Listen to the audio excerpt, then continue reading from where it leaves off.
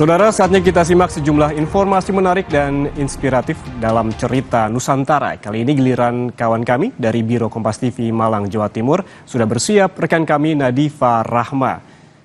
Nadifa, ada cerita menarik apa saja dari Malang hari ini? Silahkan. Ya, selamat siang Ian dan saudara. Kali ini ada dua informasi dari Malang Raya, Jawa Timur untuk segmen cerita Nusantara pada hari ini. Informasi pertama, kita berangkat dari sekelompok mahasiswa lintas jurusan dari Universitas Negeri Malang berhasil menciptakan tisu dari limbah pelepah pisang. Selain ramah lingkungan, tisu buatan mahasiswa ini juga antibakteri sehingga aman digunakan untuk peralatan dapur. Berikut liputannya.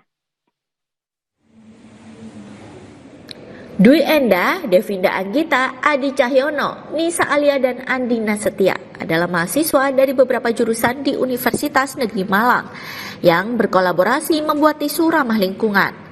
Bukan dari serat kayu seperti tisu pada umumnya, 5 mahasiswa ini menggunakan pelepah pisang yang banyak terbuang dan alga hijau. Menurut mereka, tisu yang diberi nama GRITS atau Grid Innovation Antibacterial Kitchen Tissue ini bisa menjadi alternatif masyarakat untuk beralih menggunakan tisu ramah lingkungan. Penggunaan bahan baku limbah pelepah pisang juga diharapkan mampu mengurangi penggunaan kayu dalam proses pembuatan tisu. Menurut mereka, pelepah pisang juga mengandung selulosa 83% yang memiliki potensi menjadi alternatif pengganti pohon.